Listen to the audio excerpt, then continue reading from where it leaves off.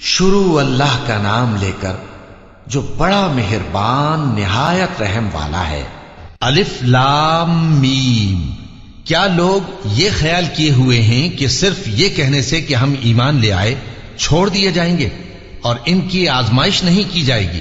اور جو لوگ ان سے پہلے ہو چکے ہیں ہم نے ان کو بھی آزمایا تھا اور ان کو بھی آزمائیں گے، سو اللہ ان کو ضرور معلوم کرے گا جو اپنے ایمان میں سچے ہیں اور ان کو بھی جو جھوٹے ہیں۔ کیا وہ لوگ جو برے کام کرتے ہیں یہ سمجھے ہوئے ہیں کہ یہ ہمارے قابو سے نکل جائیں گے؟ جو فیصلہ یہ کرتے ہیں برا ہے۔ جو شخص اللہ کی ملاقات کی امید رکھتا ہو تو اللہ کا مقرر کیا ہوا وقت ضرور آنے والا ہے اور وہ سننے والا ہے، جاننے والا ہے۔ اور جو شخص محنت کرتا ہے تو اپنے ہی فائدے کے لیے محنت کرتا ہے، بے شک اللہ تو سارے جہان سے بے نیاز ہے۔ اور جو لوگ ایمان لائے اور نیک عمل کرتے رہے ہم ان کے گناہوں کو ان سے دور کر دیں گے اور ان کو ان کے اعمال کا بہت اچھا بدلہ دیں گے۔ اور ہم نے انسان کو اس کے ماں باپ کے ساتھ نیک سلوک کرنے کا حکم دیا ہے۔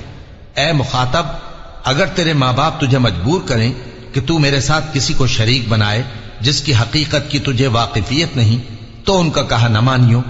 تم سب کو میری طرف لوٹ کر آنا ہے، پھر جو کچھ تم کرتے تھے میں تم کو جتا دوں گا۔ اور جو لوگ ایمان لائے اور نیک عمل کرتے رہے ان کو ہم نیک لوگوں میں داخل کریں گے۔ اور بعض لوگ ایسے ہیں جو کہتے ہیں کہ ہم اللہ پر ایمان لائے، پھر جب ان کو اللہ کے راستے میں کوئی ایذا پہنچتی ہے تو لوگوں کے ایذا پہنچانے کو یوں سمجھتے ہیں جیسے اللہ کا عذاب۔ اور اگر تمہارے پروردگار کی طرف سے مدد پہنچے تو کہتے ہیں کہ ہم تو تمہارے ساتھ تھے۔ کیا جو اہل عالم کے سینوں میں ہے اللہ اس سے واقف نہیں؟ اور اللہ ان کو ضرور معلوم کرے گا جو سچے مومن ہیں، اور وہ منافقوں کو بھی معلوم کر کے رہے گا۔ اور جو کافر ہیں وہ مومنوں سے کہتے ہیں کہ ہمارے طریقے پر چلو اور ہم تمہارے گناہ اٹھا لیں گے، حالانکہ وہ ان کے گناہوں کا کچھ بھی بوجھ اٹھانے والے نہیں۔ کچھ شک نہیں کہ یہ جھوٹے ہیں اور یہ اپنے بوجھ بھی اٹھائیں گے اور اپنے بوجھوں کے ساتھ اور لوگوں کے بوجھ بھی۔ اور جو جھوٹ یہ لوگ گھڑتے رہے قیامت کے دن ان کی ان سے ضرور پرسش ہوگی۔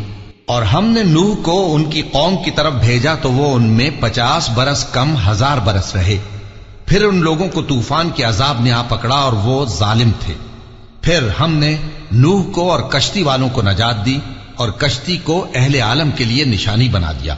اور ابراہیم کو یاد کرو جب انہوں نے اپنی قوم سے کہا کہ اللہ کی عبادت کرو اور اس سے ڈرو، اگر تم سمجھ رکھتے ہو تو یہ تمہارے حق میں بہتر ہے۔ تم تو اللہ کو چھوڑ کر بتوں کو پوجتے اور جھوٹی باتیں بناتے ہو۔ جن لوگوں کو تم اللہ کے سوا پوجتے ہو وہ تم کو رزق دینے کا اختیار نہیں رکھتے، پس اللہ ہی کے ہاں سے رزق طلب کرو اور اسی کی عبادت کرو اور اسی کا شکر کرو، اسی کی طرف تم لوٹ کر جاؤ گے۔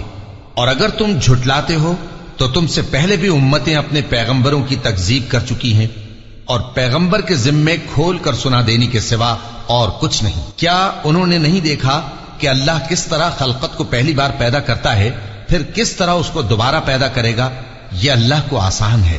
کہہ دو کہ ملک میں چلو پھرو اور دیکھو کہ اس نے کس طرح خلقت کو پہلی دفعہ پیدا کیا ہے، پھر اللہ ہی دوسری بار بھی پیدا کرے گا۔ بے شک اللہ ہر چیز پر قادر ہے۔ وہ جسے چاہے عذاب دے اور جس پر چاہے رحم کرے، اور اسی کی طرف تم لوٹائے جاؤ گے۔ اور تم اس کو نہ زمین میں عاجز کر سکتے ہو نہ آسمان میں، اور نہ اللہ کے سوا تمہارا کوئی دوست ہے اور نہ مددگار۔ اور جن لوگوں نے اللہ کی آیتوں سے اور اس کے سامنے حاضر ہونے سے انکار کیا وہ میری رحمت سے نا امید ہو گئے ہیں اور ان کو درد دینے والا عذاب ہوگا۔ تو ان کی قوم کے لوگ جواب میں بولے تو یہ بولے کہ اسے مار ڈالو یا جلا دو، مگر اللہ نے ان کو آگ میں جلنے سے بچا لیا۔ جو لوگ ایمان رکھتے ہیں ان کے لیے اس میں نشانیاں ہیں۔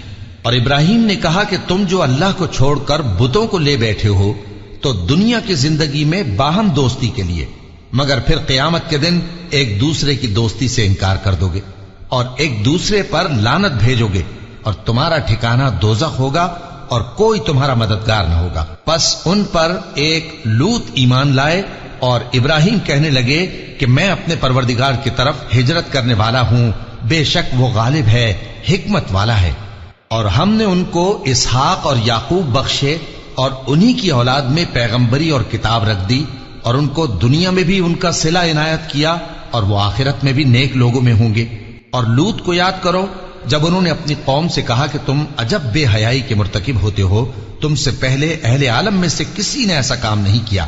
کیا تم مردوں کی طرف مائل ہوتے اور راہزنی کرتے ہو اور اپنی مجلسوں میں ناپسندیدہ کام کرتے ہو؟ تو ان کی قوم کے لوگ جواب میں بولے تو یہ بولے کہ اگر تم سچے ہو تو ہم پر عذاب لے آؤ۔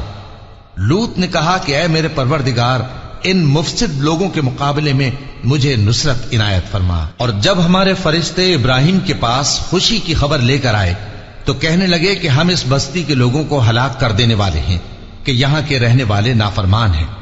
ابراہیم نے کہا کہ اس میں تو لوط بھی ہیں۔ وہ کہنے لگے کہ جو لوگ یہاں رہتے ہیں ہمیں سب معلوم ہیں، ہم ان کو اور ان کے گھر والوں کو بچا لیں گے بجز ان کی بیوی کے کہ وہ پیچھے رہنے والوں میں ہوگی۔ اور جب ہمارے فرشتے لوط کے پاس آئے تو وہ ان کی وجہ سے ناخوش اور تنگ دل ہوئے۔ فرشتوں نے کہا کچھ خوف نہ کیجیے اور نہ رنج کیجیے، ہم آپ کو اور آپ کے گھر والوں کو بچا لیں گے مگر آپ کی بیوی کے پیچھے رہنے والوں میں ہوگی۔ ہم اس بستی کے رہنے والوں پر اس سبب سے کہ یہ بد کرداری کرتے رہے ہیں آسمان سے عذاب نازل کرنے والے ہیں، اور ہم نے سمجھنے والے لوگوں کے لیے اس بستی کی ایک کھلی نشانی چھوڑ دی۔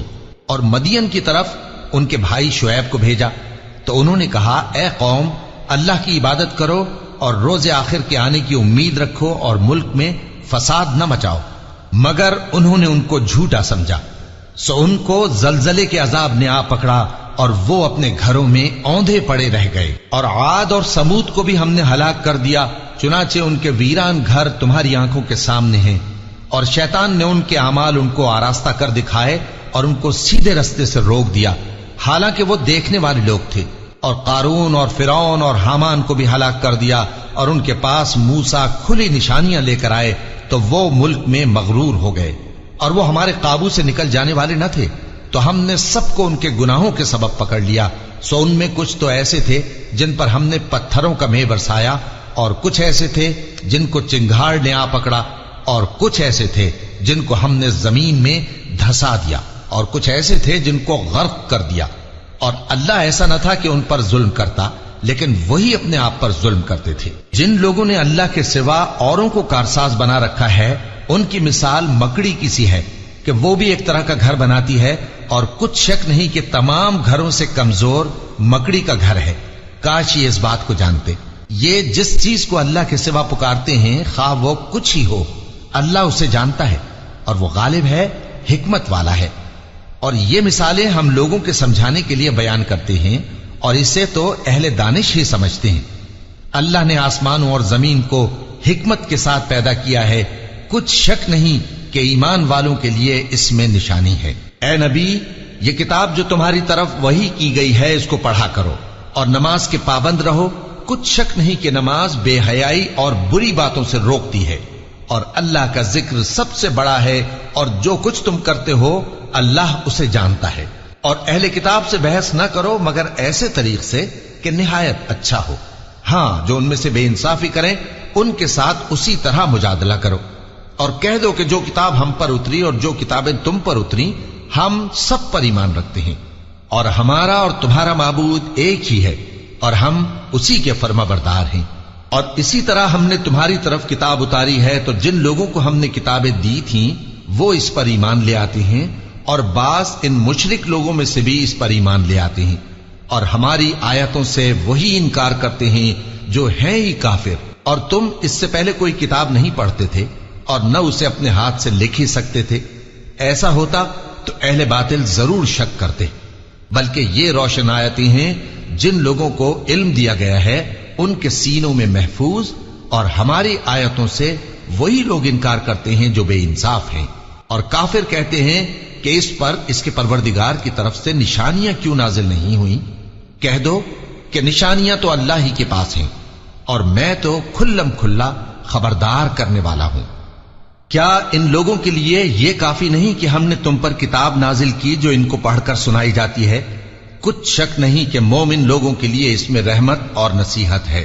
کہہ دو کہ میرے اور تمہارے درمیان اللہ ہی گواہ کافی ہے، جو چیز آسمانوں اور زمین میں ہے وہ سب کو جانتا ہے، اور جن لوگوں نے باطل کو مانا اور اللہ سے انکار کیا وہی نقصان اٹھانے والے ہیں۔ اور یہ لوگ تم سے عذاب کے لیے جلدی کر رہے ہیں، اور اگر ایک وقت مقرر نہ ہو چکا ہوتا تو ان پر عذاب آ بھی گیا ہوتا، اور وہ کسی وقت میں ان پر ضرور اچانک آ کر رہے گا اور ان کو معلوم بھی نہ ہوگا۔ یہ تم سے عذاب کے لیے جلدی کر رہے ہیں، جبکہ دوزخ تو کافروں کو گھیر لینے والی ہے۔ جس دن عذاب ان کو ان کے اوپر سے اور ان کے پیروں کے نیچے سے ڈھانک لے گا، اور اللہ فرمائے گا کہ جو کام تم کیا کرتے تھے اب ان کا مزہ چکھو۔ اے میرے بندو جو ایمان لائے ہو، میری زمین فراخ ہے تو میری ہی عبادت کرو۔ ہر شخص موت کا مزہ چکھنے والا ہے، پھر تم ہماری ہی طرف لوٹ کر آؤ گے۔ اور جو لوگ ایمان لائے اور نیک عمل کرتے رہے، ان کو ہم بہشت کے اونچے اونچے محلوں میں جگہ دیں گے، جن کے نیچے نہریں بہ رہی ہیں، ہمیشہ ان میں رہیں گے۔ نیک عمل کرنے والوں کا یہ خوب بدلہ ہے، جو صبر کرتے اور اپنے پروردگار پر بھروسہ رکھتے ہیں۔ اور بہت سے جانور ہیں جو اپنا رزق اٹھائے نہیں پھرتے، اللہ ہی ان کو رزق دیتا ہے اور تم کو بھی، اور وہ سننے والا ہے، جاننے والا ہے۔ اور اگر ان سے پوچھو کہ آسمانوں اور زمین کو کس نے پیدا کیا اور سورج اور چاند کو کس نے تمہارے زیر فرمان کیا، تو کہہ دیں گے اللہ نے۔ تو پھر یہ کہاں الٹے جا رہے ہیں؟ اللہ ہی اپنے بندوں میں سے جس کے لیے چاہتا ہے روزی فراخ کر دیتا ہے، اور جس کے لیے چاہتا ہے تنگ کر دیتا ہے۔ بے شک اللہ ہر چیز سے واقف ہے۔ اور اگر تم ان سے پوچھو کہ آسمان سے پانی کس نے برسایا، پھر اس سے زمین کو اس کے مرنے کے بعد کس نے زندہ کیا، تو کہہ دیں گے کہ اللہ نے۔ کہہ دو کہ اللہ کا شکر ہے، لیکن ان میں اکثر نہیں سمجھتے۔ اور یہ دنیا کی زندگی تو صرف کھیل اور تماشا ہے، اور ہمیشہ کی زندگی کا مقام تو آخرت کا گھر ہے۔ کاش یہ لوگ سمجھتے۔ پھر جب یہ کشتی میں سوار ہوتے ہیں تو اللہ کو پکارتے، خالص کرتے ہوئے اسی کے لیے اطاعت کو، لیکن جب وہ ان کو نجات دے کر خشکی پر پہنچا دیتا ہے تو جھٹ شرک کرنے لگ جاتے ہیں، تاکہ جو ہم نے ان کو بخشا ہے اس کی ناشکری کریں اور فائدہ اٹھائیں۔ سو خیر ان قریب ان کو معلوم ہو جائے گا۔ کیا انہوں نے نہیں دیکھا کہ ہم نے حرم کو مقام امن بنایا ہے اور لوگ ان کے گرد و نواح سے اچک لیے جاتے ہیں؟ کیا یہ لوگ باطل پر اعتقاد رکھتے ہیں اور اللہ کی نعمتوں کی ناشکری کرتے ہیں؟ اور اس سے بڑا ظالم کون جو اللہ پر جھوٹ بہتان باندھے، یا جب حق بات اس کے پاس آئے تو اس کی تکذیب کرے؟ کیا کافروں کا ٹھکانہ جہنم میں نہیں ہے؟ اور جن لوگوں نے ہمارے راستے میں محنت کی، ہم ان کو ضرور اپنے رستوں پر چلا دیں گے، اور اللہ تو نیکوکاروں کے ساتھ ہے۔